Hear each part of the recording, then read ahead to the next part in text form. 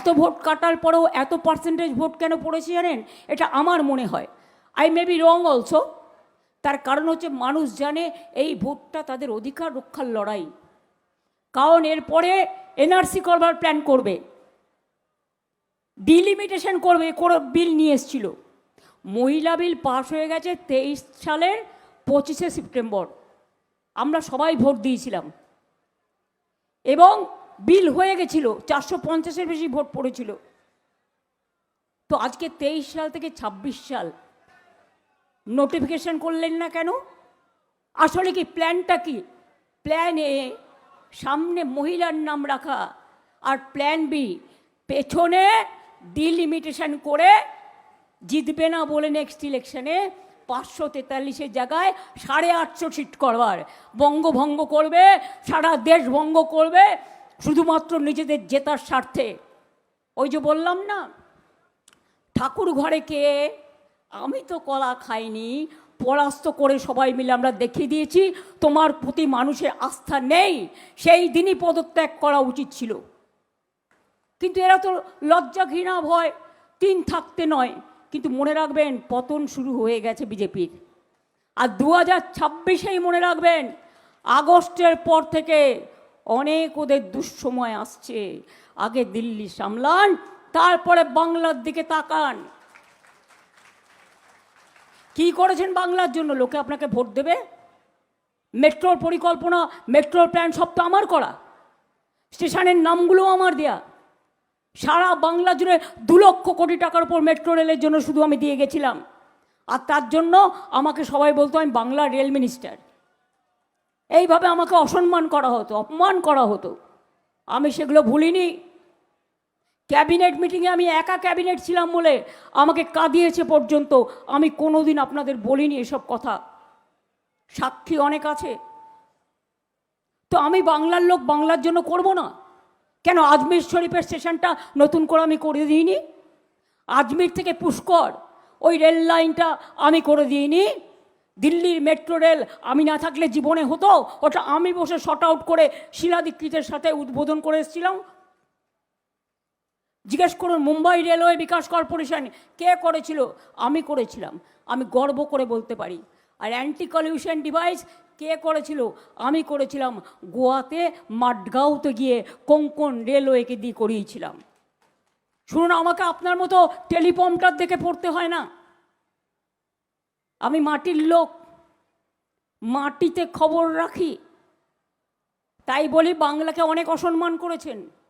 রবীন্দ্রনাথ ঠাকুরকে রবীন্দ্র সান্যাল বলেছেন,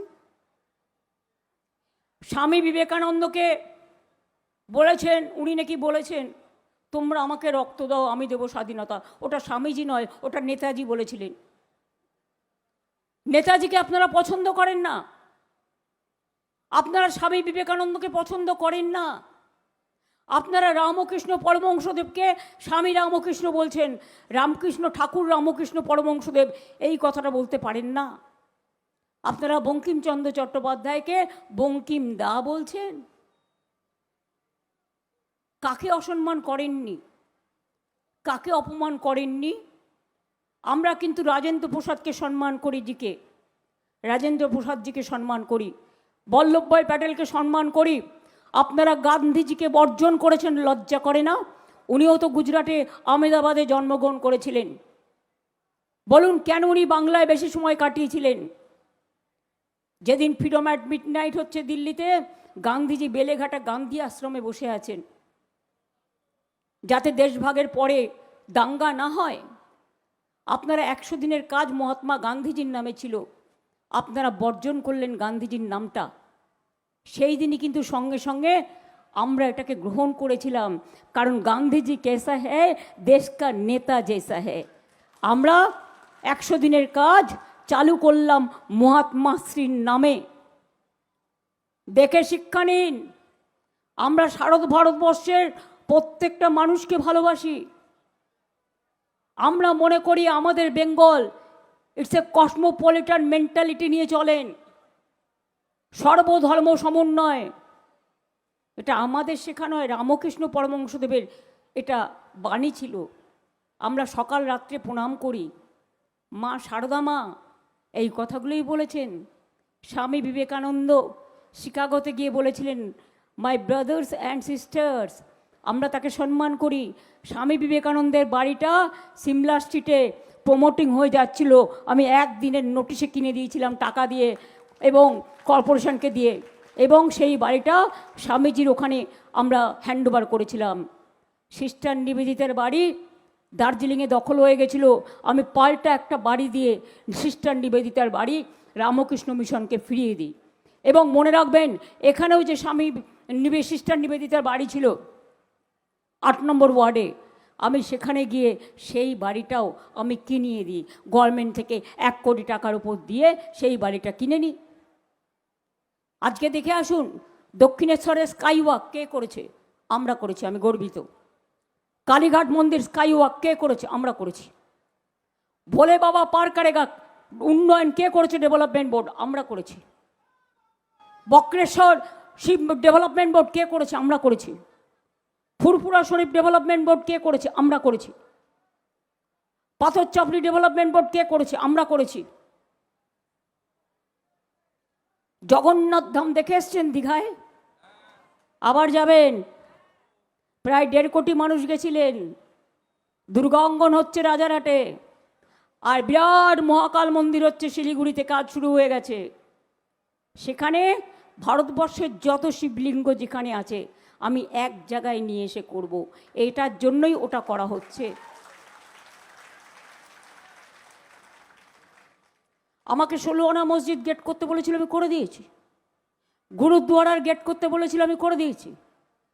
জৈন ভাই বোনেদের মানস্তম্ভ আমি করে দিয়েছি। লোকনাথ মন্দিরের কচুয়া, ঠাকুরের কচুয়া করে দিয়েছি। লোকনাথ মন্দিরের 2টো আছে, চাকলাধাম করে দিয়েছি। অনুকূল ঠাকুর আশ্রমের একটু জমি চেয়েছিল, করে দিয়েছি। ওঙ্কার ধাম মন্দিরের গেট করতে চেয়েছিল, করে দিয়েছি।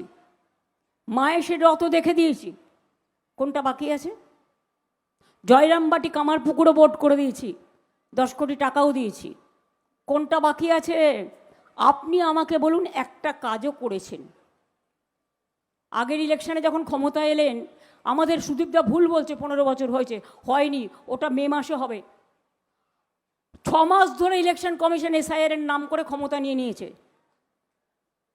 এখানে সব দুর্যোধন দুঃশাসনদের বসিয়ে দিয়েছে। তারা আমার সাথে যোগাযোগ রাখে না, নবান্নটাকে তছনছ করে দিল। এর দায়িত্ব কিন্তু তাদের নিতে হবে। যদি কোনো রকম ঘাবলা হয়, সেই ঘাবলা কিন্তু ওদের ঘাড়ে যাবে।